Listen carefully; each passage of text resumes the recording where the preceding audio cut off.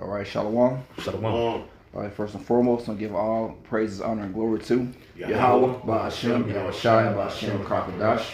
Double honor to the apostles and elders, great millstone, rule well through the spirit who told us his truth. Peace and blessings to the whole for elect. Scattered out the four corners of the earth, preaching, living the word, sincerity, and truth. All right, so brothers from GMS Dallas, we'll have another Saturday class today, another class session. Today we're going to go through the chapter, James, the 5th chapter. And we're going to go through that chapter and break it down in the spirit. Lord willing, it's edifying. So as you know, James is the brother of the Lord, our Lord and Savior, Yahushai, who is who the world ignorantly calls Jesus Christ. Like what? Who the world ignorantly calls Jesus Christ, okay? So we're going to go through this chapter today, and this is written to who? As you read the first chapter, the 12 tribes scattered abroad, so he's writing to Israelites, man, okay? So this 5th chapter is going to, he starts off with condemnation to the rich, who originally, when we equate this, we always bring this out according to Esau today, which the scriptures can apply to Esau. And why is that? Because he took on the word. He called himself the Jews. They called themselves Christians. Okay, America so-called made the Bible the law of the land. So they're subject to these judgments as well. So we always use James the 5th chapter for Esau for end-time condemnation. But here James is actually referring to rich Israelites as well, okay, who were enslaving their poor brethren. Okay, so he starts on the condemnation of them, but then he starts speaking to who? The believers, okay, about patience, faith, okay, and belief. So we're going to go through the chapter. Like I said, Lord will is edifying, so we're going to start with James 5:1. And if somebody can also hold Luke 6:24. I'll be Luke. This is the book of James, chapter 5, verse 1. Go to now, ye rich men, weep and howl. All right, it says, go to now, you rich men, okay? Like I said, he's referring to who? Rich Jews at the time, the rich class of Israel, okay? And he's starting off with rebuke and condemnation. Go ahead. Weep and howl for your miseries that shall come upon you. Right, for the miseries that shall come upon you. Why? Because they were oppressing some of the Jews that they were employing, man, their brothers, okay? And the scriptures prescribe for us not to deal that way with your brothers, okay? There's a way in the law that you're supposed to interact when you have business and your brother's working for you. There's a certain way how you conduct that business, okay? But Jake wasn't doing that, okay? Yeah, and it goes into the history of that in Exodus, the 21st chapter too, like how to deal with your servants, not to rule over your servant who's your brother with rigor. That's right. You know, yep. Also in Deuteronomy as well. So there was a particular way that we are supposed to handle this thing. The scriptures actually cover everything in existence, man. How to pretty much interact with the world, your brother, the other nations, how to conduct business, how to deal with your woman. So we had that way, but Jake wasn't acting according to that, man. Okay. Let's get Luke 6:24. St. Luke 6:24, it says, "But woe unto you that are rich, for ye have received your consolation." Right, so they received their consolation on the side. Okay, woe means destruction. Go ahead. Read verse 25 as well. Verse 25, "Woe unto you that are full, for ye shall hunger. Woe unto you that laugh now, for ye shall mourn and weep." Woe unto them laugh now, for ye shall mourn and weep. So the rich were winning at this time, man. Okay, but they weren't governing themselves accordingly to the spirit, man, with their riches. So James is condemning them right now. Okay, they're live up like I said, their consolation, but now it's prophesied they're going to mourn and weep. Let's go to verse 2 in James 5. Mind if I bring out a precept? Come on. This is the book of Malachi, chapter 3, verse 5, and it reads, "And I will come near to you into judgment, and I will be a swift witness against the sorcerers, and against the adulterers, and against the false swearers, and against those that oppress the hireling in his wages, the widow and the fatherless, and that turn aside the stranger from his right, and fear not me, saith the Lord of hosts." And when you go into this chapter earlier, it goes into, will a man rob the Most High? Right. Rob them in tithes and offerings, and he was cursing out the priesthood, who were also nobles around that time period. So you just see how that segues even into what James is talking about. Right. And you still see that in the world of Israel today. Right. Oppressing the hirelinger's wages, man. That's what Jake was doing, man. That's why James was cursing them out, man. holding back their money by fraud and then not agreeing to what the law said how to pay. You know, you're supposed to pay your man his wage at the end of the day, and they weren't doing that. Okay, they were deferring payments and then pretty much oppressing Jake, and that's why Jake was crying out. Go ahead, read verse 2.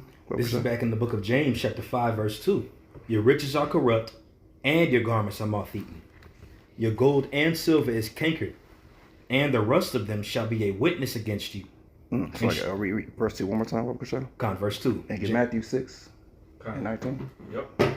James 5 and 2. Your riches are corrupted, and your garments are moth-eaten. Your gold and silver is cankered. Right, their riches are corrupted. Why? Because these are uncertain carnal riches. Okay, it's riches that weren't gonna last. Okay, they weren't built. They weren't storing their treasures in heaven. They was worrying about the carnal things, status. Okay, and they was using that to their advantage. Okay, and that's where their heart lied, and that's what they were after. You know, carnal riches, status. You know, the best garments. Get that, Matthew? This is St. Matthew 6 and 19.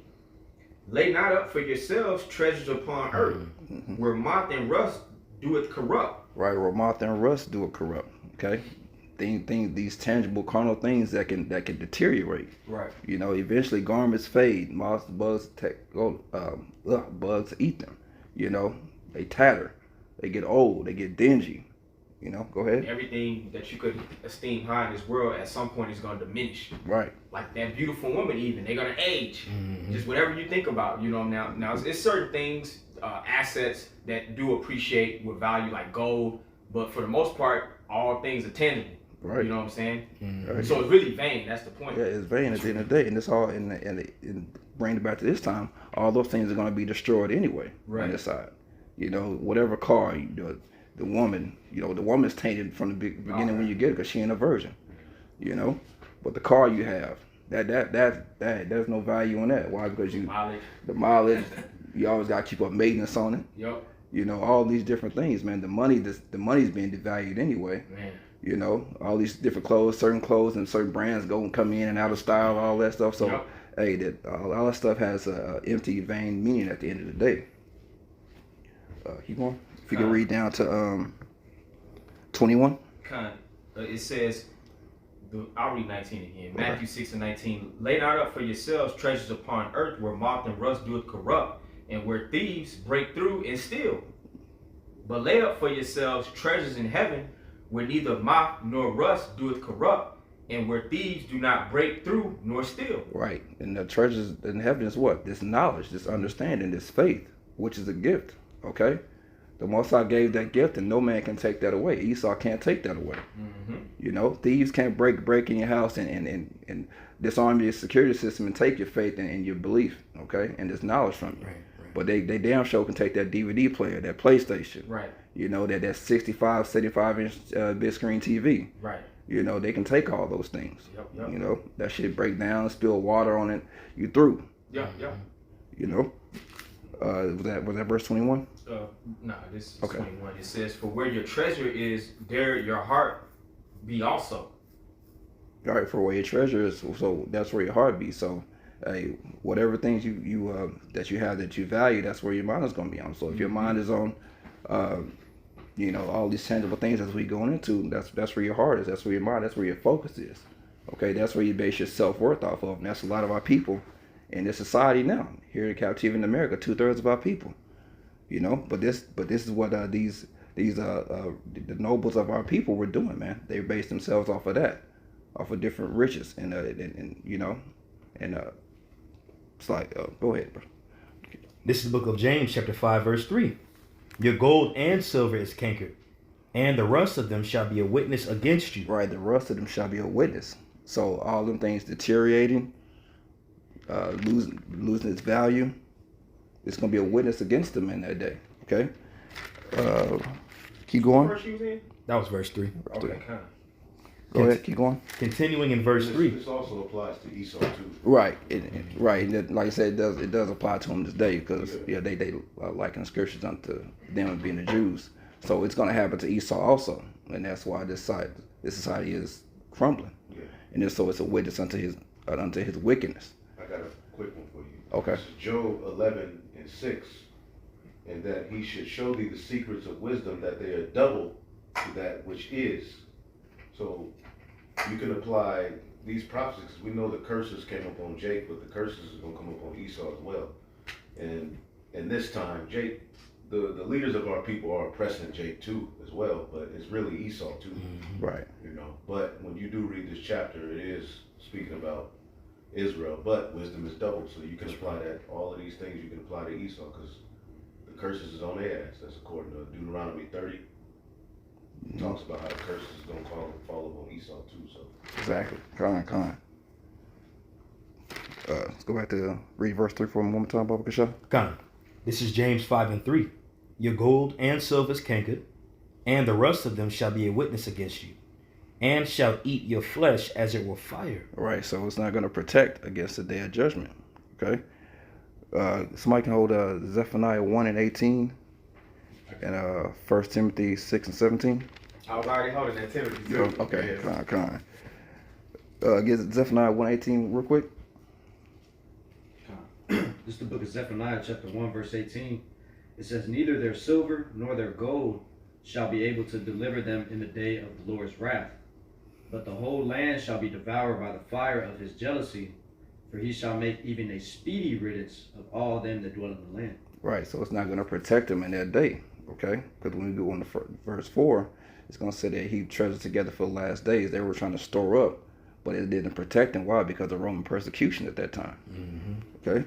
Go ahead. Can First I Timothy get a 6. precept? Come on. Sure. This is Proverbs 11:4. That's what I was thinking of. It says, riches profit not in the day of wrath, but righteousness delivereth from death. Right. So riches didn't protect Jake in the day of wrath in that time, man. And it's not going to protect Esau in this day as well. And it's not. I'm sure not going to protect the elite of our people in this time either. Okay. They're going to be seen as niggas as well, and that judgment's going to come upon them. But also Esau is not going to get away. Okay. And precept of that is in Isaiah the 13th chapter. Okay, when the Most High is talking about prophesy, he's gonna bring the Medes, who we know the Medes is actually who? Russia. In that prophecy. Okay, that money there's not gonna be any amount of payment that's gonna get Esau out of that ass whooping out of the fight that's coming. Okay, now that judgment, the value of Jehoshaphat. Okay. I got a precept too, if I can. This is Sirach chapter 5, verse 8. Set not thine heart upon goods unjustly gotten, for they shall not profit thee in the day of calamity. Read that one time. Come, Sirach 5:8. Set not thine heart upon goods unjustly gotten, for they shall not profit thee in the day of calamity. Right, they're not going to profit in the day of calamity. And the leader of our people did that back then. They were getting goods unjustly, and Esau's doing that today as well. So it's not going to profit in that day if it's gotten unjustly, because you started off with a wicked mindset in the beginning. So the Most High is not dealing with that. So the Most High is going to take all that away, and it's going to take their life from them as well. Can I get a precept too? I know you called Timothy, but since they raining. God, let it rain. This is Sirach 11:24. It says, again, say not, I have enough and possess many things, and what evil can come to me hereafter? In the day of prosperity, there is a forgetfulness of affliction, and in the day of affliction, there is no remembrance of prosperity. So when you're going in them situations, man, you ain't worried about all the riches and the tangible things that you had in the day of adversity. When you're going through a death situation, you're going to be wondering how you can get out of that situation, especially if it's a situation where whoever trying to kill you, they can't be paid off, you know? But this is the point here. Verse 26, it says, for it is an easy thing unto the Lord in the day of death to reward a man according to his ways. So that's that righteousness that we read in Proverbs 11:4. Righteousness delivered from death, you know? Beautiful, beautiful. So that's the point, because we can get the other Come, one if you come. wanted it, or- Yeah, let's get 1 Timothy 6. This is 1 Timothy 6:17. It says, charge them that are rich in this world, that they be not high-minded, nor trust in uncertain riches, but in the living power who giveth us richly all things to enjoy. Right, so you're supposed to not be high-minded, okay? I'll read that one more time for me, Baba Kasha. I'll read it over. And read down to 19, Baba Kasha. 1 Timothy 6:17, it says, charge them that are rich in this world, that they be not high-minded, nor trust in uncertain riches, but in the living power who giveth us richly all things to enjoy. Right, so you're not supposed to be high-minded with those riches, okay? And it's like, I'll read it one more time a little slower. Yeah, Salaki. Yeah. The last part of the whole thing. Whole thing. This is 1 Timothy 6 and 17. It says, charge them that are rich in this world, that they be not high-minded. Right, that you be not high-minded, because that money can puff you up, man. Mm-hmm. You know? You should maintain a humble mindset with it. You know, because that money, man, when you have access to that money, it brings all type of benefits. Matter of fact, can I jump up a little bit just to back up a point? This is 1 Timothy 6 in 6. It says, but godliness with contentment is great gain. Yeah, godliness with contentment is great gain. So being content with what you have and not just trying to chase the whole world, you know, that's the gain. Because this church teaches you what? You know, gain is godliness, like it says right here in the scripture. And even if the Lord bless you to have an abundance, you're supposed to still have a level of humility and still be content and not trying to be greedy and insatiable like Esau does. Like the scripture talk about Esau, he wants more than heart can desire. You know what I'm saying? That's a wicked demonic spirit. So even if you got a lot, you should be puffed up. You should be just content and still just serving the Lord, you know? Right. And whatever he bless you, that's supposed to be, you're supposed to be able to have the mindset of giving more. You know, that's why you were giving it to contribute more to the will and the house of Yahweh Shem Yahushua versus serving yourself, which a lot of people do. You know? And we're going to read that when I jump back down to 18, but I want to get this point in verse 9. Okay. 1 Timothy 6 and 9, it says, but they that will be rich fall into temptation and a snare, and into many foolish and hurtful lusts, which drown men in destruction and perdition.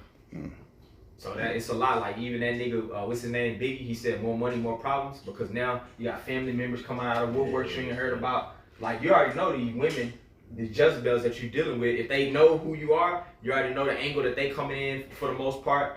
Just it changes the people around you too. That's right. And then of course having that access to just anything, man, you ain't gonna be really worried about serving the Lord and being devoted to the ministry, man. You're gonna be finding more ways to spend that bread. That's right. That's right. You know? So I can get a Proverbs 30 and 8 real quick since we're talking about that. Mind if I bring out a point? I got a precept too after that. But that's why the scriptures say also, for the love of money is the root of all evil. Well, damn. So, I mean, you could read the whole chapter, but for time's sake, you know. You want me to jump back down too? Yeah, get Proverbs 30 and 8 real quick.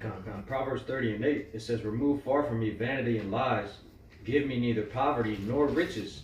Feed me with food convenient for me. So that's that godliness with contentment is a great gain, man. Okay, being content, being content with what's convenient for you. You know. All right, go back to. This is back in 1 Timothy 6 and 18. It says they do good, that they be rich in good works, ready to distribute. Right, rich and good work, ready to distribute. They didn't so have the more you got, yeah, the more you got, you must be ready to distribute to the body, man. That's right. You know, with that mindset, you know, and they weren't exhibiting that back then. And Esau damn sure ain't exhibiting it now. He's gobbling up everything, man. You know, he wants it all. Like the brother quoted, his desire large as hell, man. He wants it all, man. That's right. You know, hell now to where back in the day, a few years ago, we used to park in public parking. You know, you had your little ticket, and sometimes people be coming in and you leave, you get somebody your ticket. You can't do that no more. It's going by license plate. You gotta register your car. Yeah. So Esau, he wants everybody to pay for every goddamn thing. He wants full control, because if we can just, I ain't trying to get off topic. That's ultimately why Revelation 13, the Quran, because he really wanted all. And even like the elder says a lot of time, he wants just even the soul of men. That's right. It ain't just all the resources in the earth, the power, the dominance, having everybody obedient to his system. He actually wants to tap in to that realm, to the spiritual realm of men. You know, he wants to be the Most High. Exactly. He wants complete and early control of every aspect of existence. Yeah, you know? That's right. That's why Obadiah goes into the process of gleaning grapes. Go into will he not leave any grapes for anybody else? Right. You know, he'll take all of it, even a little bit of it, he'll take it. You know. Yeah, there's a term, pay it forward. Like if somebody, you get behind the line at Starbucks, and somebody say like, "I'll get your coffee," and then you might do it to the next person. But if everybody had that spirit of behavior, that would be like a welfare system. Absolutely. You know, pay it forward. You know, not being greedy. Yeah. If everybody had that mindset, everybody would be taken care of. It wouldn't be world hunger and stuff like that, you know? That's right. That's not, it's this dog eat dog, everyone out for himself, you know, numero uno, that's the mindset that's going on right now. Was it, any more Timothy over there? Yeah, I'm gonna read this other verse. This is 1 Timothy 6, and I'll read 18 again. It says that they do good, that they be rich in good works, ready to distribute, willing to communicate. Whew. And that takes demons off of you. Right. Because with money comes spirits. Mm-hmm. Spirits on money. Can't hear from Jacob. So if you sinner having money around the fear of the Lord, if you do get it, it puts you in a better position. Right. Okay. That's right. A precept if I may. I was, oh no, he It was only still one on more that verse. Timothy. Okay. This is 1 Timothy 6 and 19. It says, laying up in store for themselves a good foundation against the time to come. Right. Lay yourself up a good foundation against the time to come. A time to come. And what's that time? Judgment. Exactly. Okay. Destruction from the Heavenly Father. And they weren't doing that, and so that's why they lost all those riches in that time in 70 AD. But hey, that's what's going to happen now. Right. A lot of Jacob's not laying up foundation with their riches, man. Right. Against the day of judgment. Esau's doing the same thing. That's right. You know, it's not going to protect them because they don't have a mind towards Yahweh Shem Shai with the riches. That's right. God, hey, you mentioned 70 AD because you look at what took place in 70 AD. I mean, you had the priesthood that was operating, but they weren't operating accordingly. All right, and those Roman soldiers came in and took all the goods out of the temple, and that's actually how they built certain artifacts, as you will, over in Rome, namely the Colosseum and the Arch of Titus. Exactly. You know, that was from those goods that was stored in the temple that they was doing unjust things behind. Right. Not all Israel, but those leaders around that time that was going off. Those that had access to the treasure. It actually reinvigorated Rome. Rome was actually hurt a little bit until they took down. They went to the temple in Jerusalem and was like back. Yep. So they stored all their money up, and they Romans came and snatched that. Now I see that Arch Titus Colosseums balling. Yeah. You know. I'm gonna finish 19. Okay. 1 Timothy 6 and 19. It says, laying up in store for themselves a good foundation against the time to come, that they may lay hold on eternal life. Right, and so that's how you lay hold on eternal life, not the amount of money that you accumulate and just balling out. It's the mindset towards it if you happen to get it. You know. You said you had a precept? Just a quick one. This is Sirach chapter 14 verse 3. Riches are not comely for a niggard. And what should an envious man... You said Sirach 14?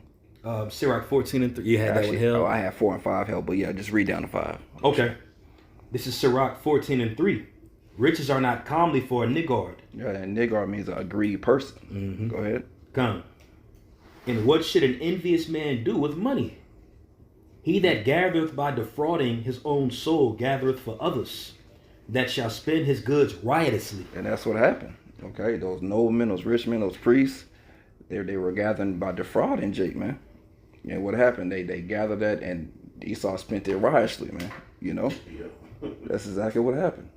And also, that's going to transfer over to Esau today. It's gonna be a spiritual jack move. Oh yeah. You know, Yeah, you're gonna take all that back from Esau. Transfer like it talks about in Sirach 10. Right.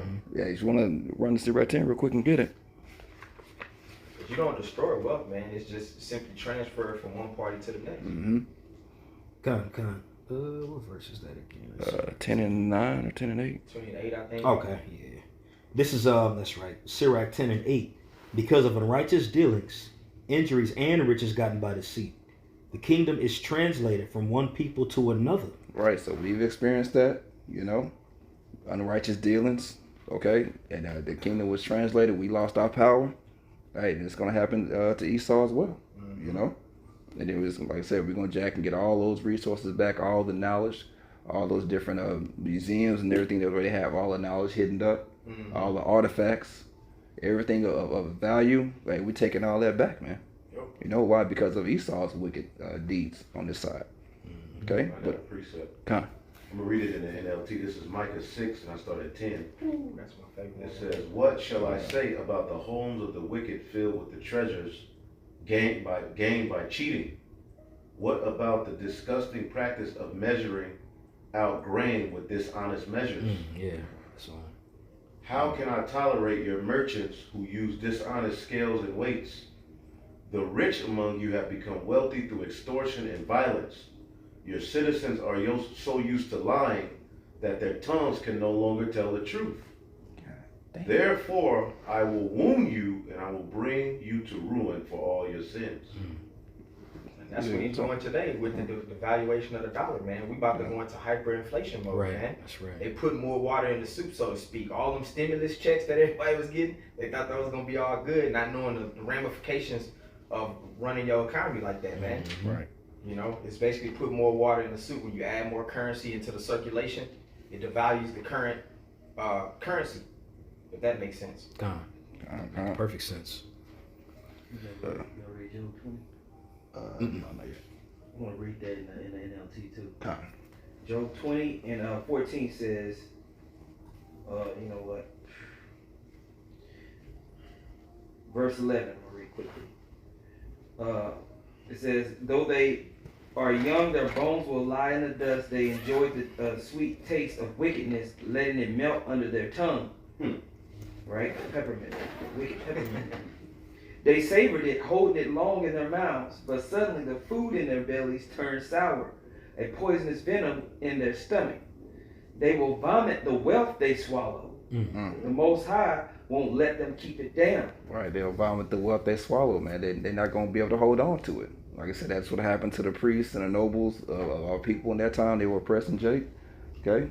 And that's what happened when that judgment came. You know, it's Roman Jewish wars. You had to gobble all that up. I mean, we have to give it all up. But also now it's coming upon Esau. That's right.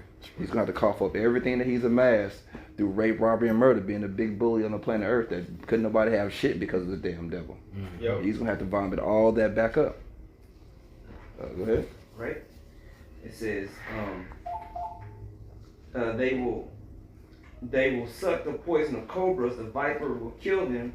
They will never again enjoy streams of olive oil or rivers of milk and honey. Damn. You will never again enjoy anything that you've ever tasted on this side in your kingdom, man. If you sucking poison from a cobra, that's certain death. You know, and that's what's in store for Esau, man. Okay? Right. They will give back everything they worked for. Man, you're going to give it all back. Sheesh, go ahead. It says, their wealth will bring them no joy, for they oppressed the poor and left them destitute. They foreclosed on their homes. Oh, read that one more time. Right. They oppressed the poor and left them destitute. They foreclosed on their homes. Man, Who who has the power to do that, bro? Right. Back then, and at certain points in Israel, was the priesthood. Yeah. But Esau, you know, in these times, Oh yeah.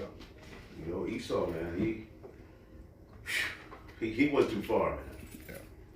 Ridiculous interest rates and charging the Negroes, Latinos, and Native Americans on versus the charge of Edomites. You know, Bank of America got outed for that back in early around 2010, 2011. They got found out for giving Jake higher interest rate, charging 2 and 3 times more than Edomites, man. You know, unfair lending practices where they creating ways to get people out the homes to foreclose and taking this shit. You know, that's all under Esau's rulership. Yep. Is there any more to that? Oh yeah, there's a little bit more. It says, they were always greedy and never satisfied. Always greedy, never satisfied. That's what Habakkuk 2nd chapter. Okay? Yep. Go ahead. It says, nothing remains of all the things they dreamed about. Nothing is left after they finish gorging themselves. Therefore, their prosperity will not endure. Man, they complete and utter greed. He could just chill and been okay. He couldn't chill. He's the ultimate nigga. He couldn't stop. So because now you can't stop, we talk about Esau today. What's going to happen? He's not going to enjoy anything. The only thing he has to look forward to is around 1,000 years of slavery, and then utter destruction, obliteration of his nation. You know, that's what's coming for Esau because he couldn't stop. He did too much to go on. Every other nation, when they had us in captivity, they had a point to where it stopped. Esau kept going. You know, he did to where his judgment is he got to be wiped off the face of the map forever. It says, therefore their prosperity will not endure. In the midst of plenty, they will run into trouble and be overcome by misery. Yeah, Mr. Plenty. They will run into trouble. Oh, read that one more time. In the midst of plenty, they will run into trouble and be overcome by misery. Yeah, so while you living it up and balling out, What scripture is that? in a Job moment, 20, but the you're NLT. gonna be overcome by straight, complete misery, man. Destruction of your nation, your rulership, everything done. Austerity, going into captivity. It's gonna seem overnight too, the way that they doing it. You know, all of these economies around the world are gonna collapse on themselves, and then they're gonna put a snare for themselves. They're trying to issue out another system. Everybody's just gonna fight. Like it talks about in Revelation, the 18th chapter. You know, in 1 hour. You know, they was living deliciously, but in an hour it's just gone. And treating people like shit. It feels good for the time if you're getting over on people. We don't do shit like that, but for people who do that, they don't understand that. You don't think of, like it says in Isaiah 47, you don't think about that latter end of your doing. It's like to give away that birthright. Look what that meant for his descendants. Yeah. You know what I'm saying? Like that instant gratification of Impulsive. yeah. Now look, down the line you screwed. Yeah. Right. Yeah. Right. Live to give with the kingdom of heaven. And that's what Jake is, you know, like niggas like Magic Johnson. You know what I'm saying? I mean, eventually we know they're gonna come back in, but it's gonna lead to you through. Mm-hmm. He gonna lose. Magic is gonna lose. Look at his son. He already moved. Yeah. That's Man. dishonorable by having something like that. It says, "May the Most High give them a belly full of trouble. May the Most High rain down His anger upon them." But that's good. Oh man, beautiful. Read that one more time. It says, verse 23, Job 20 and 23. "May the Most High give them a belly full of trouble. May the Most High rain down His anger upon them." And that's what it's on that. That's what they have. They right now they're filling their belly with all the riches, but then at the end they have a belly full of trouble. The ultimate stomach ache, you know, through hella ulcers, bleeding ulcers. Most of us want to hold this nation out, man. Like a dog or an animal, when it eats too much, it just keeps eating. Mm-hmm. It doesn't know when to stop, so it eventually throws up. That's right. Yep. That's it. And that's what's going to happen. Esau's going to eat too much to where most of us going to force him to vomit everything. Mm-hmm. That's right. That's right. Put it on that. Okay. Let's go back to James. Come. This is the book of James, chapter 5, verse 4. Actually, I'm at the end of verse. I'm gonna read verse 3 again because we didn't get to the very end of it. Okay. It says, "Your gold and silver is cankered, and the rust of them shall be a witness against you, and shall eat your flesh as it were fire. Ye have heaped treasure together for the last days." He tried to get it for the last days, and so we went into that. Okay. The word of the priests and the nobles, they at the time of 70 AD and persecuted, they had to give all that up. They heaped up all those treasures with all those dishonest practices, and what they end up going into what funding the Archititus and all the different projects in Rome. Through. Yep. Then to where now Esau, it's going to happen to Esau as well. He's heaped together he's amassed all his wealth, all his gold, all these different things for the nation of Israel to take all that back, and we're gonna spend that, and we're gonna have so much we're gonna lay our streets out with gold, and we're gonna pay Esau back. To where our headquarters is gonna be decked out, and we're gonna show them how to really ball out. We're gonna teach them how to stunt for real. That's through right. the spirit, you know. Right. Verse 4. "Behold, the hire of the laborers who have reaped down your fields, which is of you kept back by fraud, crieth." And somebody can hold Leviticus 19 and 13. Leviticus 19 and 13. Come on. Read that one more time. Come. It says, "Behold, the hire of the laborers who have reaped down your fields, which is of you kept back by fraud, crieth." Right. So Jake was complaining, man. You know, if he had certain Jake run servants to their Hebrew brethren, and they were complaining because the money that they were supposed to pay them were kept back by fraud, and so we can equate this to also to Esau today. You know, he doesn't follow that law to where he's supposed to pay our brother at the end of the wage at the end of the day. What does he do? He makes it pay you weekly, bi-weekly. He hates instruction. Yeah. Monthly. Yeah, monthly. To where now he can defer those payments and he can tax you. Right. You know. Yep. That's wicked as hell. Because if somebody got paid every day, you could be in a whole better situation if you had money every day. Right, because the quicker you pay, the quicker you get paid. Even with this taxing system, the quicker you get paid, the less taxes come out. That's right. The longer he prolongs that, the more you get smacked. Yeah. And then he puts you in different tax brackets the more you make. And then he really smacking your ass. That's right. Real talk. So sometimes you don't even want to work OT because the more Bro. OT you make, the more he taking out. Yes. So it's like you ain't even taking nothing extra home. Man. Yes, sir. That's wicked. Boy. Yeah, so I'm looking up the United States gold reserves just to get a number. So right now the United States holds 8,133 metric tons of gold. Sheesh. Now 1 ton is worth $64.3 billion. Wow. So when I times that Yeah. by 8,134, rounded up. There's so many zeros. God damn. That's $523 billion worth of gold that they hold. Just America. We taking this shit, bro. Yeah. You know what I'm saying? That's getting translated from one Yeah. kingdom to the next. Because the gold ain't gonna be destroyed. Nah, You know what I'm saying? Even some of that weaponry and stuff, like for the brothers who went to Europe that one time, I know Side Olive, I think, or you probably were telling me, y'all seen actual weapons and armor. Bro, everything getting all was that gold. back. Like, they had a table bigger than this room, longer than this room. It was made of all gold. Getting all that back. Wow. We're gonna get it. Yep. Taking all that melting that And down. that's just one precious metal. That's just gold. I Right. even looked up silver. How much All would the that help junk, the the earth if it stones was and used stuff for they probably righteousness? got. Bro, If that was used for righteousness, could you imagine how better the earth would be? Right. the energetic properties of gold, we don't even use it like we're supposed to. Right. Gold is a natural conductor of electricity and energy. Yep. You're supposed to have gold in everything around you because it conducts sun energy. Mm. But it's too expensive. But you have $520 billion worth sitting there. Just sitting. Just sitting there and Just rusty.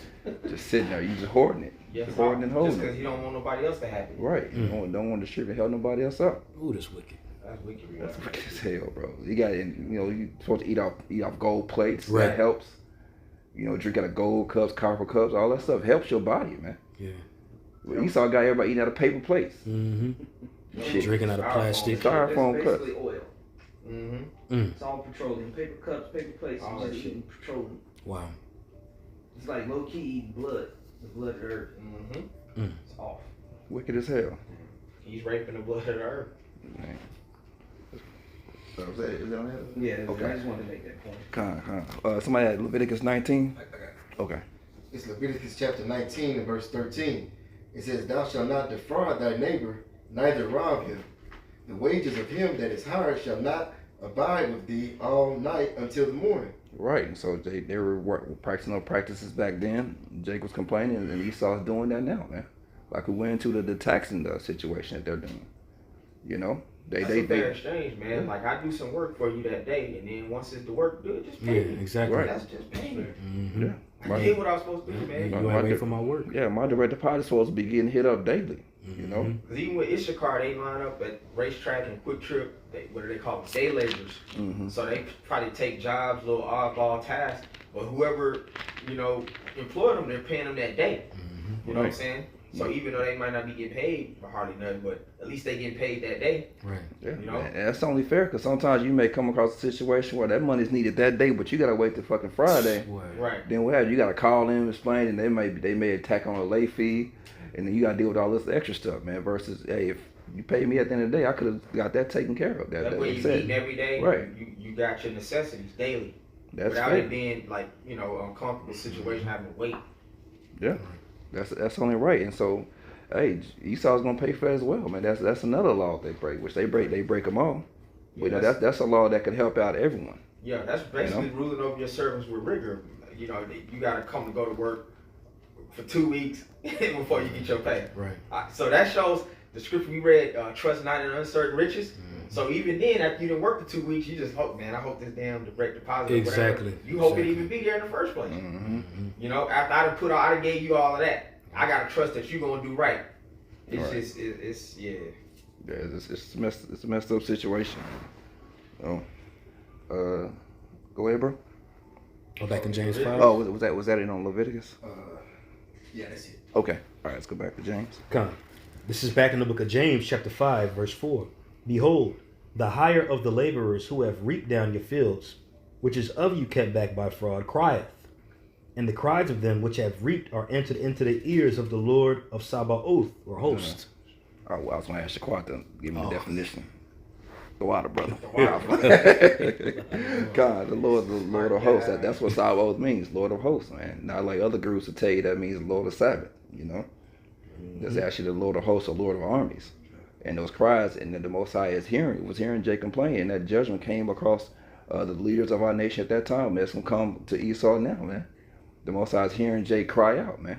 He's hearing Jake complain, hearing his people sigh and cry. And then he's hearing those prayers, especially now since we come back in the spirit and power of Yahweh Shema Shai and this knowledge. Okay, our prayers and our cries are piercing the clouds. That's right. You know, just like he heard us cry in Egypt, and he came to save us. He's hearing our cries now, and they're being entered into his ears, and they're being received. God. I got a precept. God. Wait. This is the book of Ezekiel, chapter 22, verse 12. And it reads, In thee have they taken gifts to shed blood. Thou hast taken usury and increase. And thou hast greatly gained of thy neighbors by extortion. And have forgotten me, saith the Lord Yahweh. Behold, therefore, I have smitten mine hand at thy dishonest gain, which thou hast made. You know, because everything that was done had entered into, you know, the Lord saw that. You know, so they were smitten by it. And just as it's going into Jake right here, the same thing's going to fall into the hands of Esau. Right. All right. It says, and at thy blood, which had been in the midst of thee. Sit on that precept. Come on. Well, let's go back to James. Come. This is James chapter 5, verse 5. Ye have lived in pleasure on the earth and have been wanton. Right. They lived in pleasure on the earth and have been wanton. And they go into what? Having sensual and sexual pleasures. You know? Yep. So, talking about wicked acts, which that describes these women. The scripture's talking about these women being wanton. That describes them perfectly. Right. You know, curvaceous and voluptuous, dealing with sex, and that's what they use. Okay, but they had certain rulers that were doing this, man. Right. You know, engaging those practices because they had that money, and you had access to that money. That's what they're doing, and that translates to what today. Okay, you know. These elites, they practice those sex acts. They had those orgy parties, you know, the having sex with children, all these different things, man. Okay, go ahead. Gone. Continuing on. Actually, there should be a little more on it. If someone want to pull the definition at one time, Yeah, I got it right. you got it. Okay, read it. Mother Control.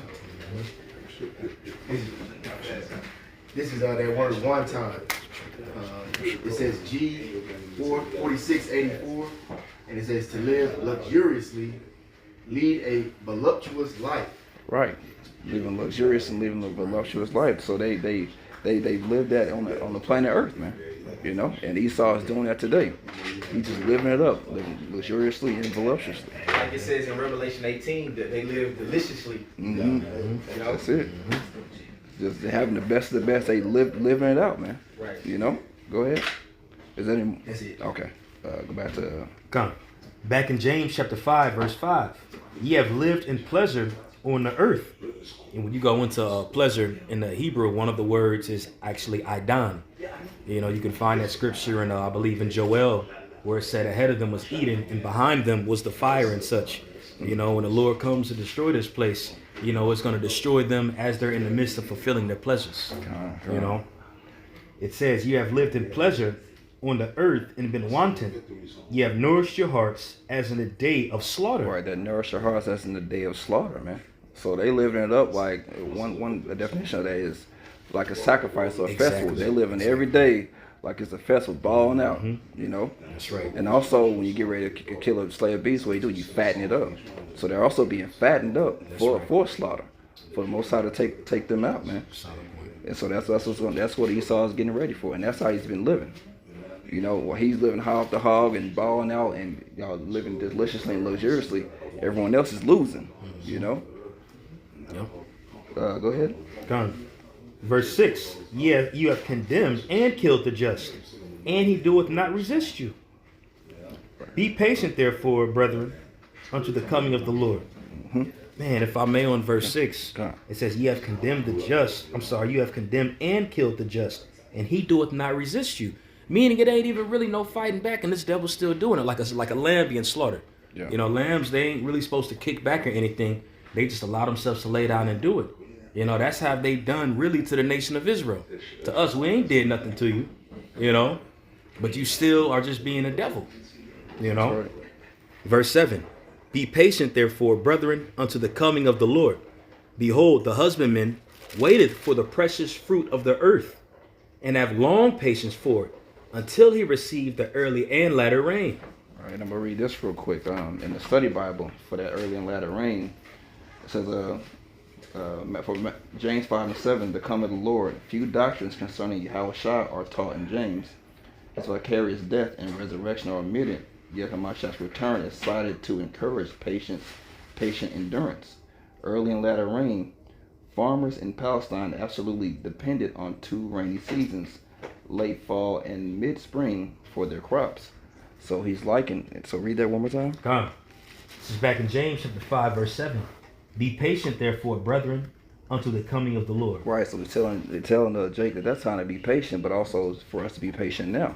We've seen all these things, but before that, he's condemning the wicked acts of the rich. Okay. In this day, it's Esau.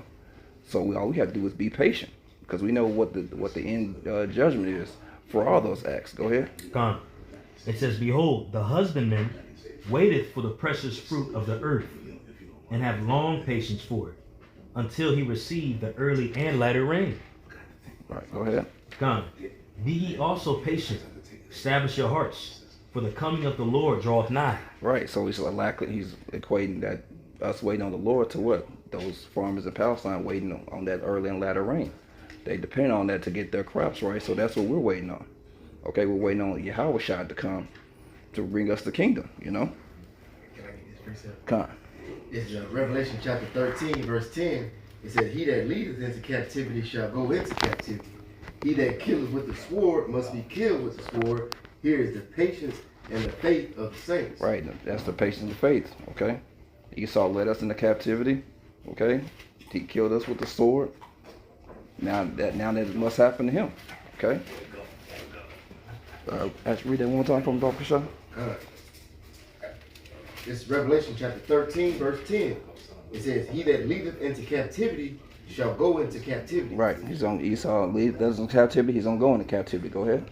He that killeth with the sword must be killed with the sword. Right, it's a must, okay? That's according to Galatians 6 and 7. Whatsoever a man soweth, that shall he also reap. Okay? So that's what we at. That's our patience. Okay, that's what we're waiting on.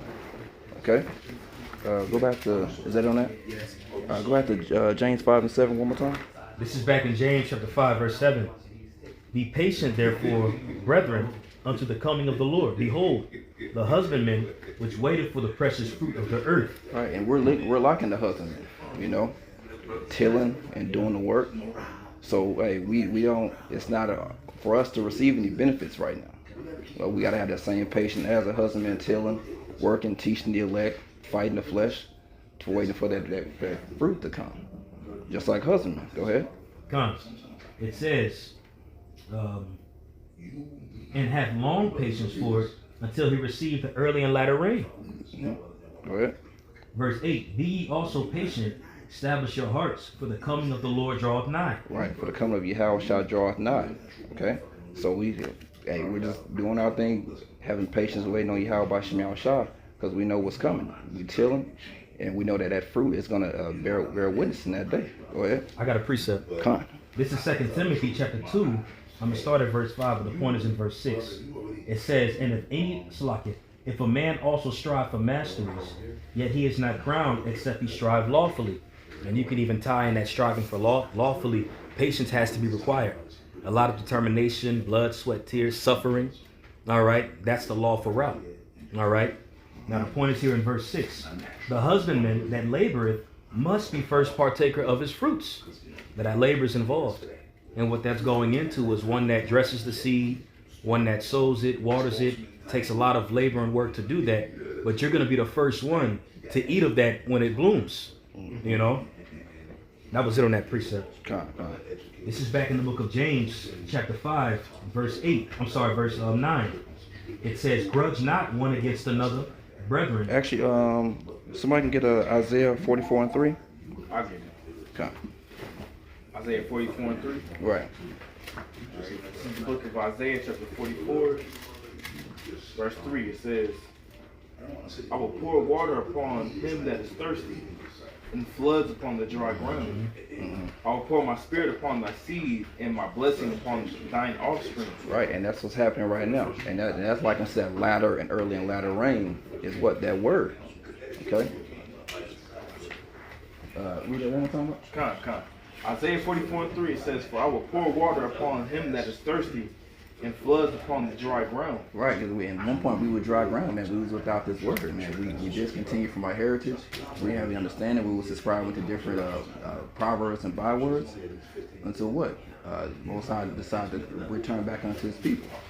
Okay? And so that's similar to that latter rain, and that precious fruit is going to be what? Us in the kingdom at the end of the day. That's it. That's right. Okay? I got a precept. Come. Isaiah 41 verse 18, it says, I will open rivers in high places and fountains in the midst of the valleys. I will make the wilderness a pool of water and the dry land springs of water. I will plant in the wilderness the cedar, the shittah tree, the myrtle, and the oil tree. I will set in the desert the fir tree and the pine and the box tree together, that they may see and know and consider and understand together that the hand of Yahweh had done this, and the Holy One of Israel hath created it. You know, so that shittah tree and the box tree and the oil tree is talking about us in these last days now, you know, having the truth. You know, in the midst of the valley and the desert, speaking the truth. You know, so we're liking up the trees as scripture says in like John 9 chapter, you know. But you know, this is the Lord's doing at the end of the day. You know, he's come down from the heavenly realm and poured down the Spirit upon us. And this is all through the Spirit at the end of the day. That's right. That we have this understanding. That's right. Come. Go ahead, bro. This is back in James chapter 5, verse 9. Grudge not one against another, If somebody brethren, can pull up grudge. lest ye be condemned. Behold, the judge standeth before the door. Right. Hold that. Somebody look up grudge, Baba Kasha. I got you. This is the word grudge, G 4727. Stenazo. It says aside or to groan. Strong says to make and transitively be in straits. Right. So don't sigh or groan. Okay. So pretty much murmuring, passing off negative energy. You know, getting impatient. You know, doing that amongst the body. Don't grudge that once another. Okay. All right. Therefore, at least ye not be condemned. Okay. Somebody can grab Luke 12, 45 and 46. You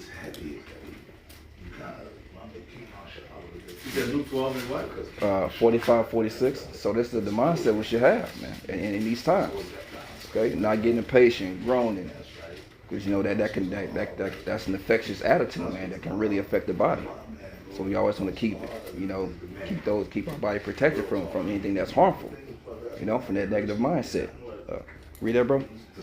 Luke chapter 12, verse 45. It says, But and if that servant say in his heart, My Lord delayeth his coming, and shall begin to beat the men servants and maidens, and to eat and drink and to be drunken, the Lord of that servant will come in a day when he looketh not for him. Right. So if he do that, thinking the Lord's going to delay it coming and start taking it out on the other fellow servants, like some of these other Israelite guys do, you know.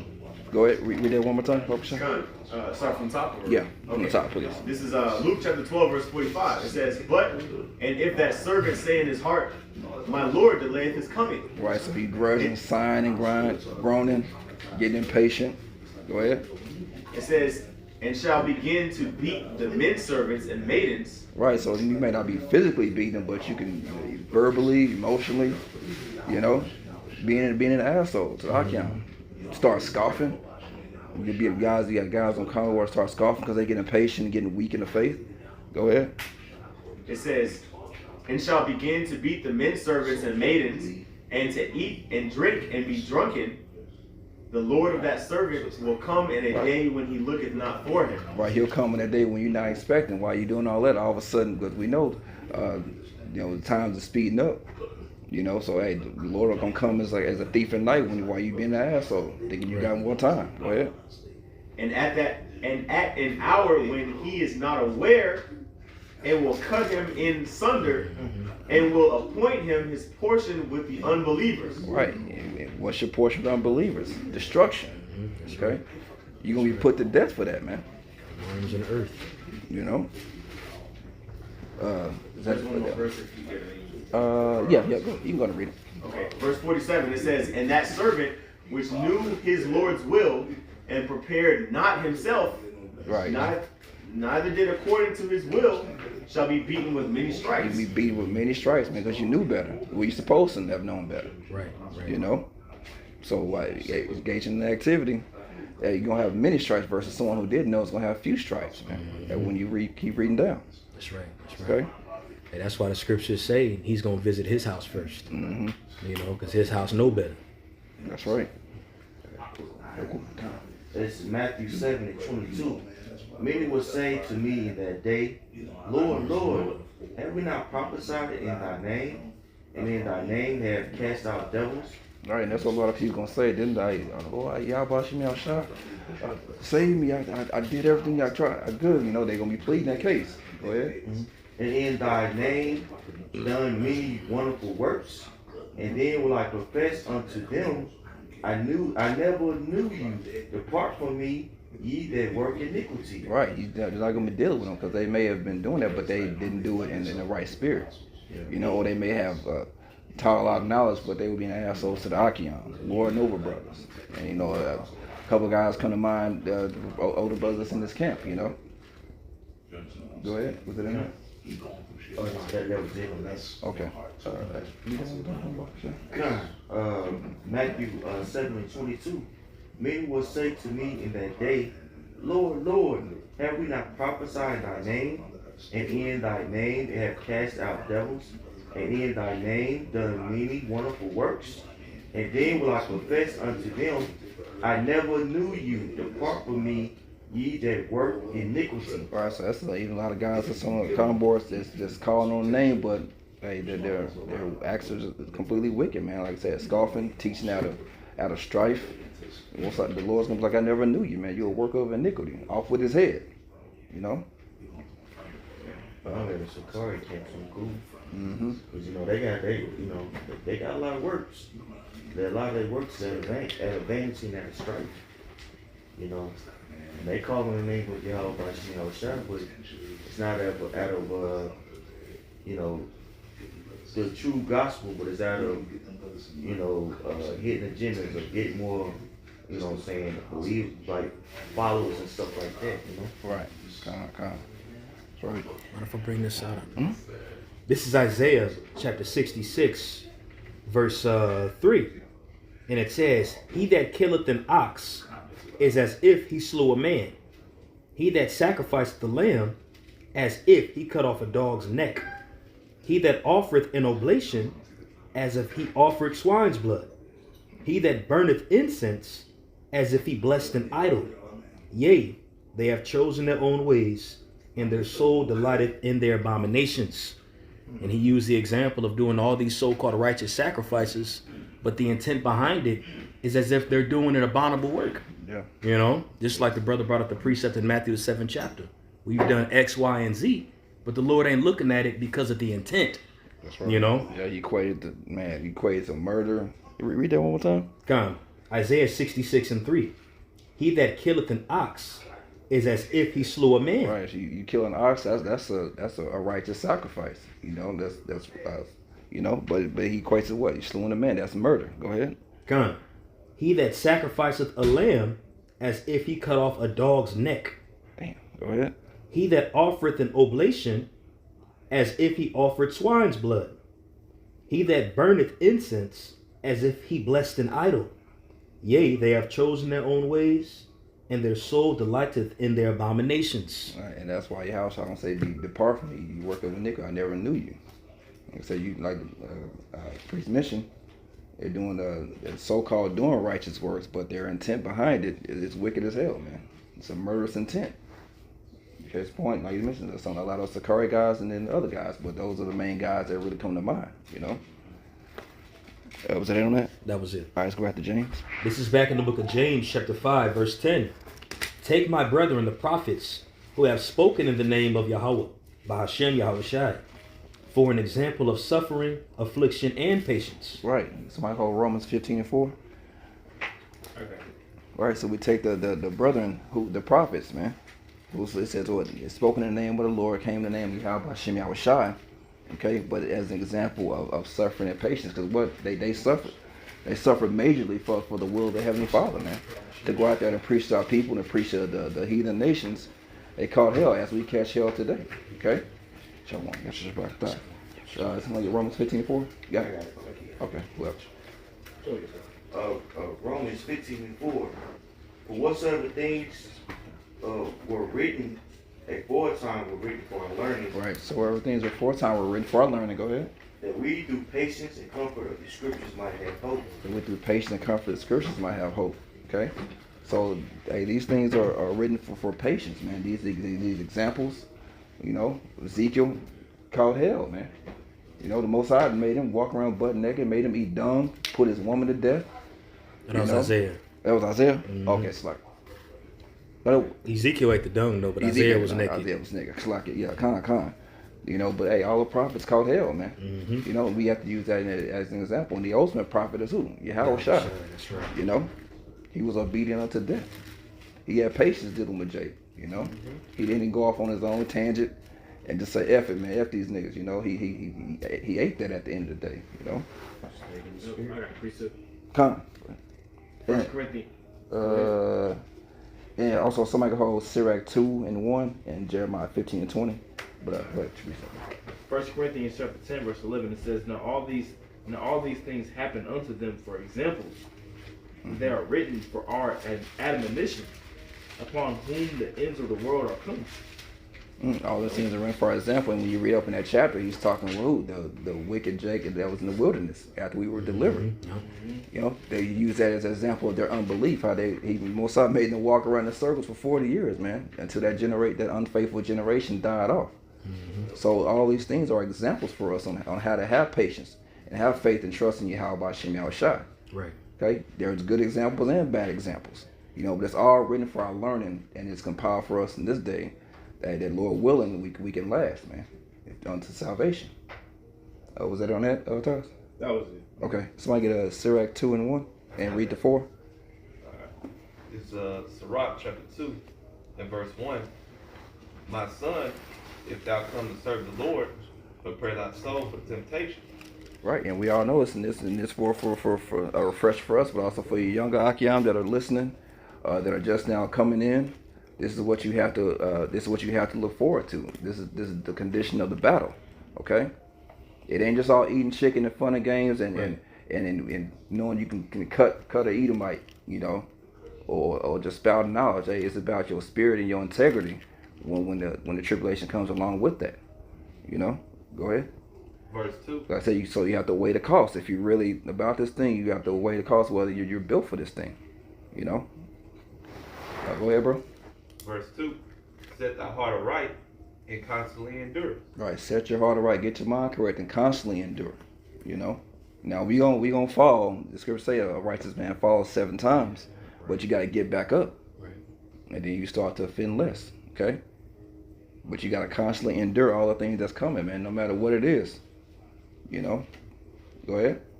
Make not haste in time of trouble. Right. Don't be hasty in time of trouble. Don't make a rash decision. You know, because when you make a rash decision, you're doing it out of carnality in the flesh. Mm-hmm. You're not waiting in the spirit. You're not sitting down and thinking, man. You're not having patience with the being patient in the process. You're not being patient and thinking it out.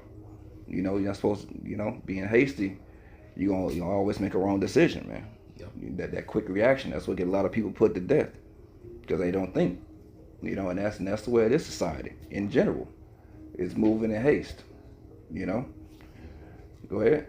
Verse 3. Cleave unto him and depart not away, that thou may mayest be increased at thy last end. All right, and we have examples of the prophets and the prophets that came before us, man. You know, all the examples of trouble they went through, they didn't go in haste. They gave it unto the Heavenly Father, and they had patience, and they endured, and the Most High brought them through it, Right. and stronger, you know. Keep going. Is that it? Verse 4. Whatsoever is brought upon thee, take cheerfully, and be patient when thou art changed to a low state. Right. So you got to eat that, like the apostle say. You got to fuck the heat, man. You know, you got to take it tripping. That doesn't mean you're gonna be skipping around when shit happen. Absolutely not. You know. But the word patience, if I could say, it just means to suffer, like Right. we always going to. So this thing is about a level of suffering. Of course, our greatest example today, Yahweh Shai, you know, we can't compare the sufferings that he went to, but we still have to go through our own, you know, degree of suffering. That's right. We want to be joint heirs in the glory, but the scriptures also says you got to be joint heir in my sufferings as well. That's right. That's right. Hey, and there's levels of elevation that come into play when you do go through those glories, those different right. glories. Even the Apostle Paul made mention, how did he say? He said, through the abundance of revelation, you know, the Lord hath given me a messenger of Satan to buffet me, lest I be exalted above measure. And then he said, I rejoice in my infirmities, that way the power of Yahweh Shai may rest upon me. You know, so when you think of it that way, up to that next glory, you know, you take joy. You might not outwardly hip hip hooray, but you have more of an understanding of why you're going through what you're going through, because that is that spiritual elevation that's taking place. And it's always something to consider when you're going through it. If I could say too, it's a trial of your faith ultimately too, Right. because everybody can profess, man, about how much faith you think you have until you in that heat. Exactly. Mm-hmm. So the sufferings, it basically tests your faith, That's right. and then it builds your faith when you able to you know overcome certain things. That's right. That's what endurance is. You know, when you work out, you're doing what? You go to the gym. You go in the gym to build muscle endurance, Right. so you can Right. lift more weights. That's right. So we do these things to lift more weight in the spirit. More and more heavier situations come. That's why your situations are more severe versus 1 year in the truth versus 5 years versus 10 years versus 12 years versus Right. 15 years. The things that come upon you are way more severe because you're able to handle it now. Right. So I was like, all right, he passed this test. All right, let's give him something else. Let's add 10 more pounds on. Let's Right. add 25 more pounds on. All right, we're gonna do a squat, then you're gonna do a Bulgarian squat now. You know, just liking to lifting weights. You know. Right. That's right. So you don't spiritual plateau. Yeah. You know, you stay elevated. That's right. Because we always say this is a growing business, Mm-hmm. and especially the level of faith is going to have to be at our highest capacity Right. to be able to endure what's coming down the pipe. Exactly. So can I get a precept? Mhm. I'll let y'all get back to the business. This is Proverbs 24:10. It says, "If thou faint in the day of adversity, thy strength is small." Right. If you fade in the day of adversity, and you won't have no strength, man. So we have to be working to build up that strength, build up that Right. endurance, man. That way we don't faint in adversity. But if you do, you wasn't building yourself up. Right. You know, it was all for show. You was bullshit. Other than that, That's it. Okay. Just go ahead and, yeah. what You mind if I get a precept? Con. All right, this is James chapter 1, verse 3 and 4. It says, knowing this, that the trying of your faith worketh patience. But let patience have her perfect That's work, it. That's it. Mm-hmm. that ye may be perfect and entire, wanting nothing. That's right. Oh, you You got know, it. so you gotta, Oh, you got it. Yeah. well, you gotta let patience have her perfect work, man. You gotta let patience do its thing. You know, and that word patience means to endure. You know, so when you go through particular things, particular, you know, trials and tribulations, you know, that's patience testing you. Like the scriptures tell you in Wisdom of Solomon, you know, wisdom will try you by your crooked works. By your crooked works, pretty much to test you, see if you're even able, if you're even able to hold her. Right. You know what I'm saying? So the Lord will He will put you through particular things to see if you're even worthy of even having this truth. You know, and as the time goes, you know, as the time goes by forward, whether you do 5 years, 7 years, whatever it is, you know, 1 year, it doesn't matter. You know, you're gonna go through particular things, and the Lord, and that's the Lord testing you to see if you have the patience to endure, to increase your faith. You know, what you That's got? right. Con. Is it on that precept? Yeah. Okay. Let's get Jeremiah 15:20. Jeremiah 15:20. And I will make thee unto this people a fixed brazen wall, and they shall fight against thee, but they shall not prevail against thee. For I am with thee to save thee and to deliver thee, said Yahweh. Right, so this is an example of us to take hold to, as we read in James 5 and 10. Okay, that word brazen is kind of like a metal, like copper or brass wall, man, that he made against his people, that they going to fight against. So you're going to catch hell. Going out there prophesying against your people, prophesying against whatever kingdom is ruling. But hey, the Most High says they're not going to prevail. They're not going to win. They're not going to overtake you. And it's the same thing today. You know, the Most High, it was a point where we couldn't read the Bible. We couldn't do nothing. We couldn't spit wrong. Get thrown in jail, get persecuted. Look at Edomite in the eyes, you get put to death. But now look, Most High got us out there telling these devils they going to slavery, man, and they can't do nothing about it. You know, so that's an example for us to keep going. But hey, that happened in the ancient world. Yeah, that brass in the scriptures too, it actually represents something. It represents hardness, you know, and durability. Con. That's the biblical representation of it. Let's go to, keep going, James 5. This is the book of James chapter 5, verse 11. Behold, we count them happy which endure. Ye have heard of the patience of Job, and have seen the end of the Lord, that the Lord is very pitiful and of tender mercy. That's right. So we count them happy which endure, man. Why? Because you understand that there's a benefit to the endurance, man. There's a light at the end of the tunnel, and that's what salvation at the end of the day, man. You know, just like examples as the apostles when they were told not to preach the name of Yahweh, and they beat them and sent them on their way. They even moped around like, man, this shit ain't for me, bro. This shit for the birds. That's right. No, they didn't do that, man. They rejoiced that they was worthy of taking that tribulation in the name of Yahweh Bashem Yahweh. You know, so we have to have that mind state and can remain to keep that joy, especially in times that's coming up, man.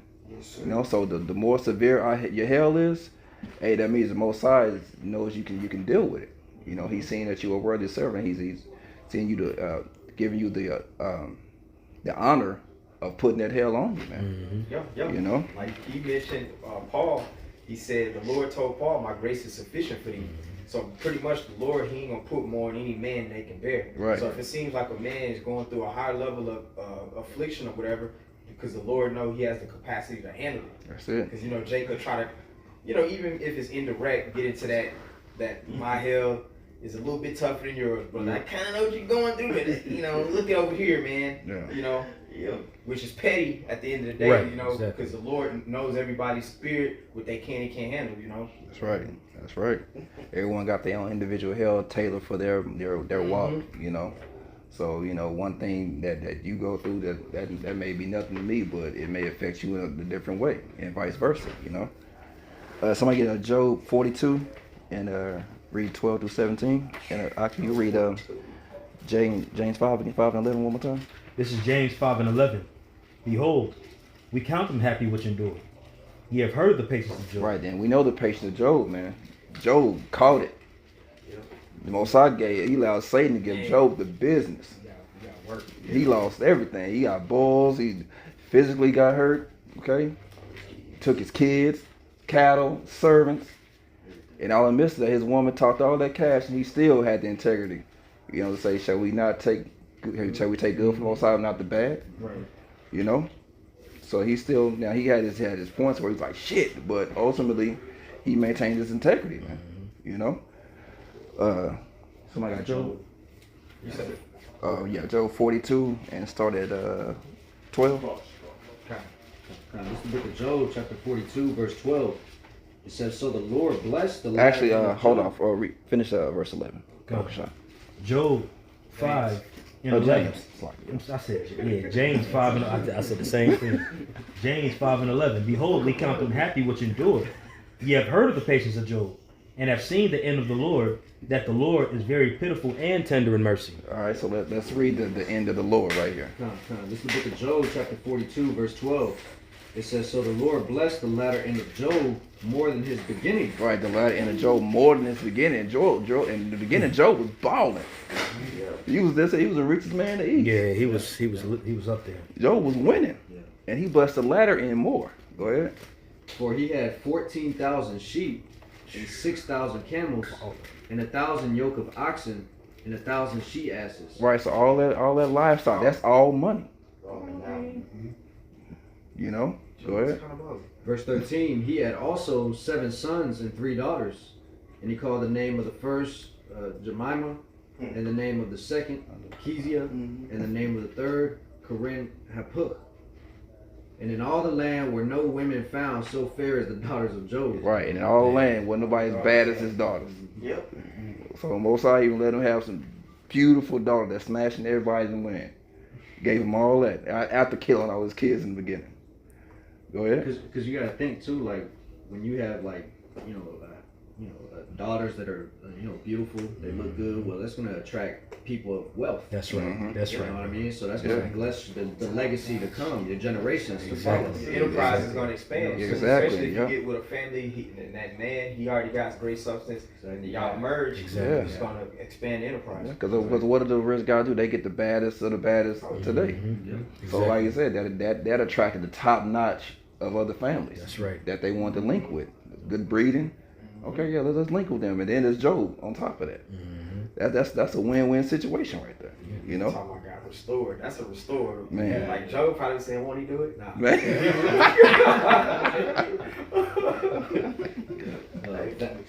Speaking of experience, man, the Lord will put you down for a couple of years, man. And then one year you make the most money you ever touched before in your life. That's You know what I'm right. saying? But you have to be willing to go through some things. Look crazy as hell. You know what I'm saying? You rebuked all those things. But it's for your betterment. You know what I'm saying? You're building, most of building your character, bro. That's right. But it just, take time. When you get into this thing, like, constantly endure. It'll be a couple of weeks and then, the situation will get resolved. There'll be situations that last for a year, 2, 3. Yeah. You gotta, go through it in order for you to come back better on the other side. But, you gotta be built for this thing like the older brothers going into. That's right. All right, back in the book of Job 42 and 15, it says, and in all the land were no women found so fair as the daughters of Job, and their father gave them inheritance among their brethren. After this lived Job 140 years, and saw his sons and his sons' sons, and even 4 generations. So Job died being old and full of days. He died being old and full of days. Man, See his children. God see his children, his grandchildren, great grandchildren. And he was able to give them an inheritance. Yep. You know what I'm saying? You got everything back plus Yeah. more. Yep, that's the main thing. Great, He great. had. His children, he gave his daughters even an inheritance. Yeah, because sons usually is typical, traditional, but man, that showed that he just had so much. Yeah, he was able to bless them all, man. And then that's what we're gonna get. That's right. With that endurance, man, we're gonna be able to have the ultimate inheritance and pass that down for eternity. That's right. It's gonna forever keep going to mash and accumulate. That's what we're fighting for. I got something. Come on. This is Job 8:7. It says, I'll start at actually verse 4. It says, if thy children have sinned against him, and he cast them away for their transgression, if thou wouldest seek unto the Most High betimes, and make thy supplication to the Almighty, if thou wert pure and upright, surely now he would awake for thee, and make the habitation of thy righteousness prosperous. Though thy beginning was small, yet thy latter end shall greatly increase. Mm-hmm. So at the end of the day, if we continue to be patient, and allow Yahweh Shem to have the perfect work of patience within us, man, he's going to increase our latter end than what we have right now. So whatever we have, whether it be children, households, whatever it is, man, if we continue just to It will be that one that's way up there. if we continue just to do what we do, man, the Lord's going to increase our latter end more than what we have in the kitchen for a little while. Yeah, he probably got put in the kitchen for a little bit. But that was it on that. Okay, kind of the water. Yeah, because if you got patience, man, you're gonna end up succeeding even on a practical level on any venture. If you just got the patience, you don't get rattled. If you just stick it through, whether it's like agriculture, that's always a good example. Right. Planting seeds, having the faith Building that it's gonna business. rain and that your crops is gonna grow. Building a business, working out, trying to get your body on a maximum level. Like over time, if you just consistent, your body's gonna change. Whatever you in, if you're trying to be a millionaire, if you're just consistent in your budgeting habits, and even though you got to go through those straits If you're patient, eventually you're gonna come up. Right. You know. Yeah. That's it. You just going through it, and you you can rough patch, but you just allow them rough patches to, extend. How you. That's why patience is a virtue too. I said all of that to really say that. Yeah, no, That's really something like we all should really strive to have more. Because patience is gonna lead to everything that we want if we just stay down, man. You know. I got a precept. This is Matthew chapter 13, verse 33. Another parable spake he unto them. The kingdom of heaven is like unto, you know what, I'm going to start at verse 31. And it says, another parable put he forth unto them, saying, the kingdom of heaven is like to a grain of mustard seed, which a man took, sowed it in his field. You brought that point up, Yadaka, so that made me think of this precept. Which indeed is the least of all the seeds. But when it groweth, when it is grown, it is the greatest among herbs, and become a tree, so that the birds of the air come and lodge in the branches thereof. Another parable spake he unto them. The kingdom of heaven is like unto leaven, which a woman took and hid 3 measures of meal till the whole was leavened. Now, when you look at the process of dough, and when you throw leaven in dough, when you roll it and you make it, you have to set it down. And you got to set it down for about 2 to 3 hours. And what's that dough going to do when it's got that leaven in it? Right. It's going to expand about 3 times the original size. But the point of that is patience and sitting back and waiting for it. And again, he used the example of a mustard seed growing into a full-fledged tree. That takes time to grow, but when it grows, it's going to be greater than all the other trees. But he's likening the kingdom of heaven to that. And the root source of that is patience and waiting, Investments, because I know a lot of brothers into that spirit too, which really this is the best investment that we're, occupied in the business of the Lord. Right. Right. You gotta trust the process. Right. You can't deviate away from how the process is laid out. That's why the brother quoted earlier, striving for the masteries. But you gotta strive lawfully, so there's a particular way to handle the process. Was it on that? That was it on that. Okay. That was on. Let's go to back in James.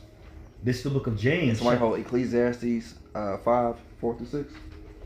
This is James 5 and 12. But above all things, my brethren, swear not, neither by heaven, neither by earth, neither by any other oath, but let your yea be yea, and your nay, nay, lest ye fall into condemnation. Right, so he's saying, he's giving advice on not swearing by any type of oaths. Just be a man of your word. Just yea, yea, and nay, nay, and leave it at that.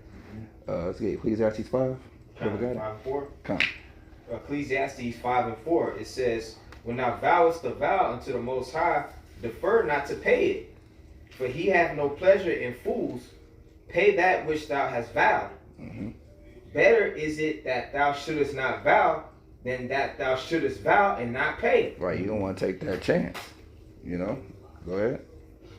Verse 6, it says, suffer not thy mouth to cause thy flesh to sin, neither say thou before the angel that it was an error. Wherefore should the Most High be angry at thy voice and destroy the work of thine hands? Right, so it's giving his advice of, don't want to take that chance, lest you fall in condemnation. If you make that vow and can't pay it, that could get you put to death, man. Selling whoop tickets, man. That's right. And then you heard Jay do that all day. I swear to God, I swear this, I swear that. On my mama. Let's bet. All that. And Jay's gonna get killed for that, man. Right. Yeah. You ain't gotta say all that. Just be a man. All you gotta do is be a man of your word. That's right. That's it. If you're gonna say you're gonna do it, you do it. If not, don't do it. But you don't want to do all the extra stuff because you could fall into condemnation with that. Yeah. Go ahead. And James, was that it? You know that? Is that verse 6? Kind. Okay. Yeah, that was verse 6. Okay. Let's go to back in James 5. James chapter 5, verse 13. Is any among you afflicted? Let him pray. Is any merry? Let him sing songs. Right, and we actually been increasing this more and more, but it's all for younger Akiam. If you're afflicted, hey, throw up prayers to the Heavenly Father. The scripture say pray without ceasing, man. Right. You don't want to try to go to, you don't want to go to Esau unless you necessarily have to, but hey, that prayer and faith, man, is powerful. So if you're feeling sick, pray, and I know it's over the last few years, but our brothers we've been increasing more and more in that, and that's a good thing. Go ahead. I got to preach it real quick. Come. Psalm 50, verse 14 and 15. It says, offer unto the Most High thanksgiving, and pray thy vows unto the Most High. And call upon me in the day of trouble. I will deliver thee, and thou shalt glorify me. Right. Call upon the Heavenly Father because He's going to deliver us. In the scripture say He's not a man that He shall lie. So if He said He's going to do it, He's going to do it. We just have to have faith and belief that He will. So, you know, that's for young y'all. If you're going through something, hey, pray. If you sick, hey, pray to the Heavenly Father. Pray for yourself. You know, we ask each other pray, but the Yatazar does this a lot, which is good. Hey, pray for yourself. Anoint yourself, man. You know, you can do it as well. We're all studying and fighting to be priests and kings, you know? So your prayer should be just as powerful as anyone else, you know? Oh, yeah. Was that on that? Any precept? Yeah, that was it. You know, okay. Scriptures talk about pray without ceasing. That's our communication and our, you know, our connection with Yahweh Hashem Shah. You know, so at times you may be laying down in bed or whatever the case may be. You may be laying there and you're like, well, I'm too tired to pray. You're like, no. You know what I'm saying? That's Satan, really, honestly. You know, you be laying there, you be like, man, I prayed yesterday, I'm good. Like, no, like, if you're going through things, man, you know, talk to y'all about Shemal Shah. That's the only way with the connection between them. You know, you can't have no relationship with somebody that you're not talking to. That's right. You know what I'm saying? So, you know, I'm speaking that just first and foremost to myself first. You know what I'm saying? That's right. You can pray anywhere. You could be in the car just praying in your mind. You don't have to be like them damn Muslims with a carpet and, you know, you don't got to do all that, man. You can face the east in your mind, you know. The Lord, you know, He'll receive it if it's with sincerity. Right, exactly. That's right. That's kind. This is Hebrews chapter 12 and verse 6. I'll just get the point. Verse 16. It says, "Lest there be any fornicator or profane person as Esau, who for one morsel of meat sold his birthright. For ye know how that afterward, when he would have inherited the blessing, he was rejected, for he found no place of repentance, though he sought it carefully with tears." So he prayed, and Esau prayed, and he didn't get an answer from the Most High. Ultimately, you know, he besought his father Isaac to give him a blessing, but really, you know, he was trying to get that blessing that we have with the Most High. You know, and so sometimes, you know, we gotta remember, not every nation of people, we're the only nation of people that actually has the opportunity to commune with Yahweh Hashem Yahushai and actually be taken seriously and get our prayers answered, you know? Esau and the other nations, they don't have that luxury. That's right. So that's a great example, bro, because he gave up the birthright for, you know, a meal. He didn't have no patience. He couldn't endure that, you know, stomach growling and feeling a little nauseous. He couldn't endure that. You know what I'm saying? Right. So if you come in that spirit and mindset, no patience, you won't be heard, you know? So that's a good example with the water, bro. Let's go back to, was that on that? All right, let's go back to James. This is James chapter 5, verse Start 13 again. 13. Is any among you afflicted? Let him pray. Is any merry? Let him sing songs. All right, sing songs, man. Giving thanksgiving, like the priest Tazamah read. You know, you ain't always gotta pray you in trouble. You can just give thanks, man. You know, Barakatah give praise, give thanks. You know. That's where in the Thessalonians it says pray without ceasing, and the next verse says give thanks for all things. That's it. You know. So and those are those songs like King David. He was a lot of times just giving thanks and praising the Heavenly Father. You know. Go ahead. Verse 14. Is any man sick amongst you? Let him call for the elders of the church, and let them pray over him, anointing him with oil in the name of the Lord. Right, and so that's instruction for that as well. That's something that our camp does also. You know, if you catching hell, they ask for the elders to pray and anoint you, man, pray over you. So go ahead. Verse 15. And the prayer of the faith shall save the sick, and the Lord shall raise him up. And the prayer of the faith shall save the sick. Okay? Praying in faith, that's what's going to save you. And that's why Yahushua, that was one of Yahushua's sayings. His faith healed him whenever he healed somebody. You know, he healed them because of their faith. But if you don't have that, you're going to be dealing with that ailment, you know? Or if the Most High's grace is sufficient for thee, because of your faith, he'll give you the understanding as well, and you'll be able to bear it. That's the balance. You know? That's right. Win-win situation. That's right. Go ahead. And if he have committed sins, they shall be forgiven him. Confess your faults one to another, and pray one for another, that ye may be healed. The effectual fervent prayer of a righteous man availeth much. Go ahead. 17. If Elijah. I just may say, Slaki. Actually, can I get something real quick for you? Okay. It's Numbers chapter 11, verse 1. It says, and when the people complained, it displeased Yahweh, and Yahweh heard it, and his anger was kindled. And the fire of the Lord Yahweh burnt among them and consumed them that were in the uttermost parts of the camp. And the people cried unto Moses. And when Moses prayed unto the Lord, the fire was quenched. You see, so the effectual prayer of a righteous man availeth much. You see how the Lord listened to Moses' prayer? And, the Lord was bringing fire. The Lord was destroying Israel at that point. Man, our people was getting burnt. You know what I'm saying? The fire from the chariots was coming destroying our people. But as soon as Moses started praying, that's when the Lord was all right.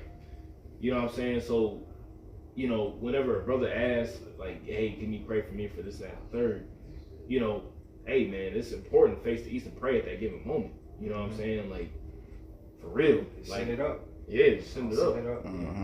Because, hey, the Lord is hearing our prayer. He's hearing our cries, man.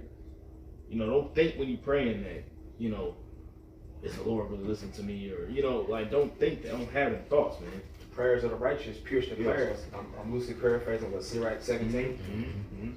That's right. Yep. So an example of that is on what? I believe that's the brother was healed down in Florida of an ailment when the brothers anointed him. Yeah. That's the perfect example of that, he was healed of an ailment because Jake brothers, faithful brothers, righteous brothers prayed, anointed, and the Most High heard that prayer, man.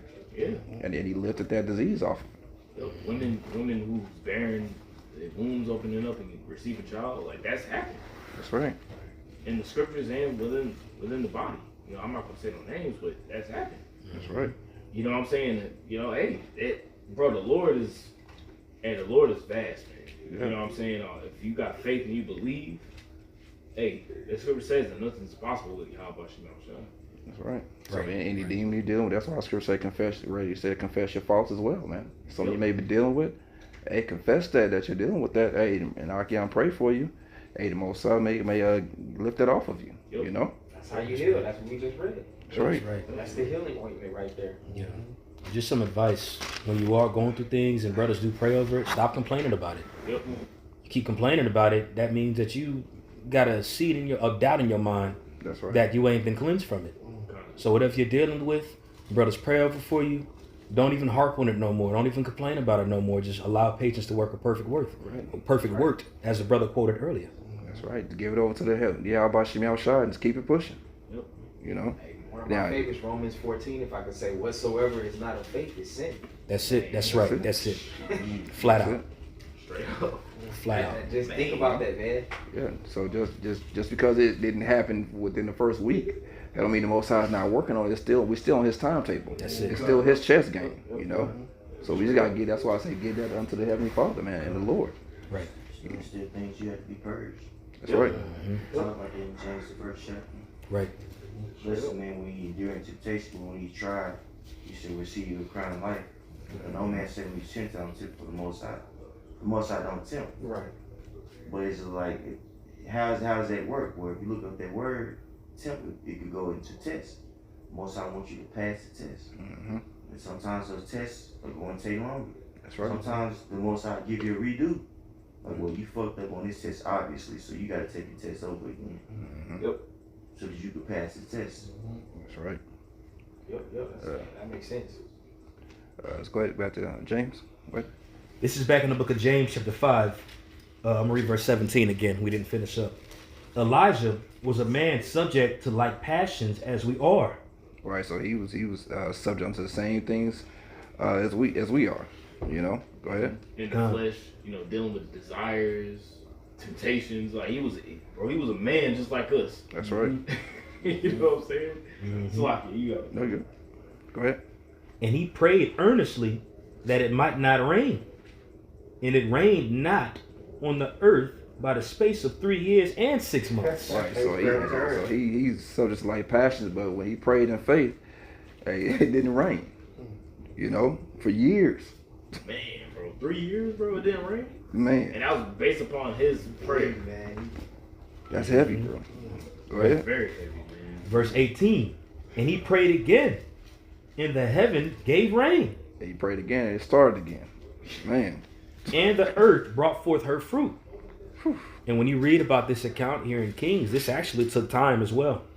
It ain't like he just prayed and it started raining immediately. Like he had to pray, run to the top of the hill, look at the cloud, go back down, go back up again. This was a dispensation of time. So it ain't like it just happened immediately, but eventually it happened. right. And he believed it would. You know, just go backing up the point we said earlier, sometimes prayers take time to get answered. But that don't mean you just give up on the prayer. That's right. You want me to Yeah, keep reading? Yeah. This is back in James chapter 5, verse 19. Brethren, if any of you do err from the truth, and one convert him, let him know that he which converteth the sinner from the error of his ways shall save a soul from death, and shall hide a multitude of sins. That's charity right there, yeah. Yep. As I added, the charity covered the multitude of sins, man. You know? Let's read that verse 20 one more time. Come on, we'll do. This is back in James 5 and 20. You know what? I'm going to just read 19 again. Okay. It says, brethren, if any of you do err from truth, and one convert him. Right, so if you err, make a mistake, and and the brother, corrects you, rebukes you, and you repent, go ahead. Come, let him know that he which converteth the sinner from the error of his way shall save a soul from death, and shall hide a multitude of sins. Right, you pretty much saved the brother from death. You hid a multitude of sins because he repented, man, and you gave out your charity. So hey, that covers you. As I said, charity covered the multitude of sins. So that covers you as well, because you was willing to give up your time and actually, rebuke the brother, and not suffer sin upon him, That's pretty much all I had. If anybody else want to make any points. And that's why it's important, to do this work, man. Like the law says, like it tells you to not suffer sin upon your neighbor. Because when you do this work and you out there preaching this word, it takes the blood off your hands at the end of the day. That's right. So when if you out there hiding in light underneath the bushel, you really honestly hurt yourself. You know what I'm saying? You really honestly, hurting your chances, because we've all done sins worthy of death. But the more you go out there and preach and go on the altar and do the sacrifice, man, Yahweh Shema looks at that. I got a real quick one. Okay. Daniel chapter 12, verse 3, it says, and they that be wise shall shine as the brightness of the firmament, and they that turn many to righteousness as the stars forever and ever. So our job is to turn those who are in darkness to righteousness. And ultimately, it's through the will of Yahweh Shema Shah whose eyes are going to be open to see. But we don't know who's going to be. We don't know who's going to see and who's not going to see. That's why at camp, it's important to remain humble.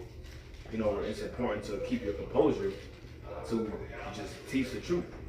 Like that one Israelite that came at the camp yesterday, we didn't, he asked a question. He wasn't like, oh, what the fuck, You know what I'm saying? It was like, well, this is what it is. And, it's our job to just teach the truth, And you don't know who's going to listen and repent. You know what I'm saying? Our job is just to teach the truth at the end of the day, man. Whether they hear and repent or not, Angels rejoice over one, just one. You don't gotta think you're trying to reach a whole multitude of people. Angels rejoice over one. The nation.